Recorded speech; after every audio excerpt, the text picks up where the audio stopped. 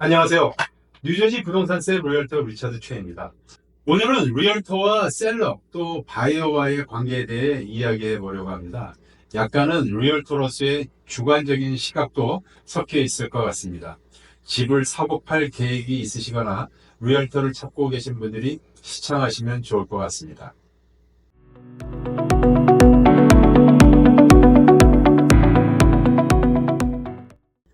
먼저 부동산 리얼터를 지칭하는 단어는 리얼터, 브로커, 에이전트 등 여러 가지가 있는데요.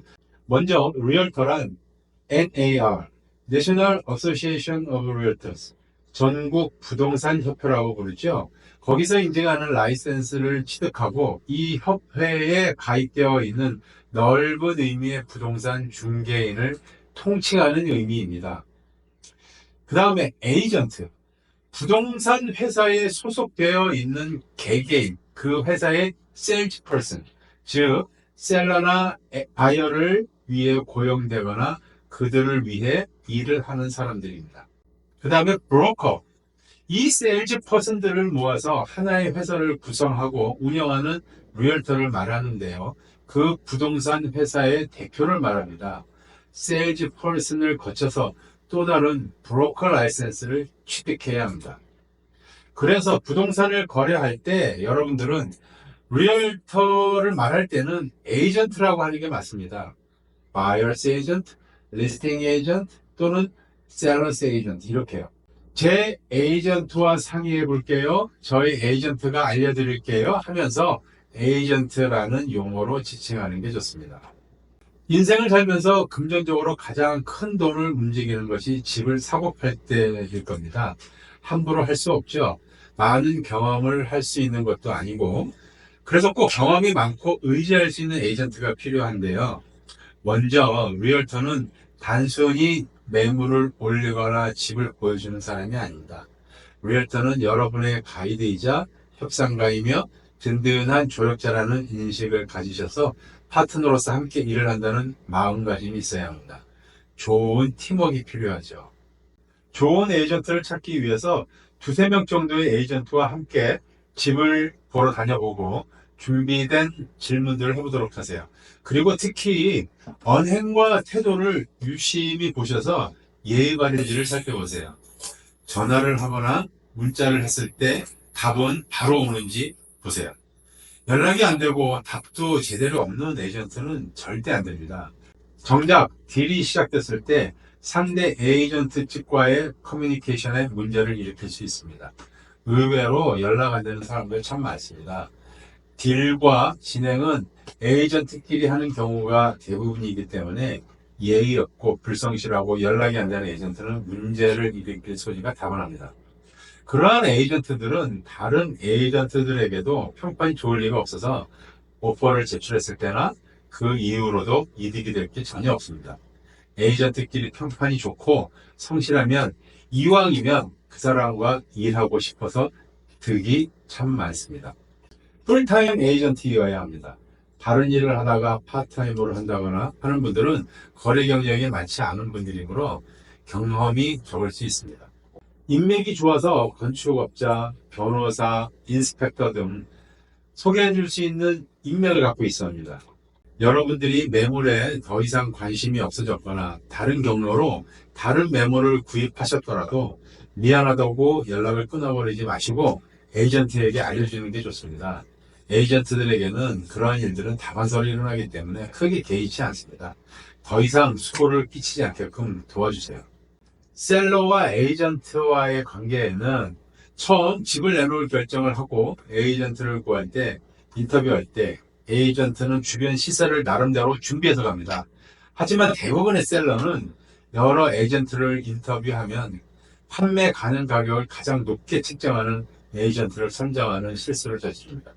에이전트가 제시하는 가격을 절대적으로 보지 말고 왜 그런 가격을 책정했는지 이유를 이해하도록 노력해 보세요. 높은 가격에 내놨다가 안 팔려서 가격을 내리게 되면 그 매물에 대한 이미지에 데미지가 생깁니다. 셀러가 자신의 에이전트에게 기대해야 할 가장 중요한 요소는 바로 원활한 소통입니다. 시장은 항상 변하기 때문에 셀러는 가격 조정, 쇼잉 후의 피드백, 그리고 계약 전반에 대해 지속적인 업데이트를 받아야 합니다. 또한 좋은 에이전트는 솔직한 조언을 제공해야 합니다. 모든 집주인은 자기가 갖고 온 집에 대한 무한한 애정이 강하기 때문에 사실 이거는 바이어는 전혀 신경 쓰지 않는 부분인데 착각들을 많이 합니다. 그래서 현실적인 가격을 무시할 때가 있습니다. 셀러 에이전트의 역할은 현실적인 가격을 잘 설명하고 셀러가 정보에 근거한 결정을 내릴 수 있도록 돕는 것입니다.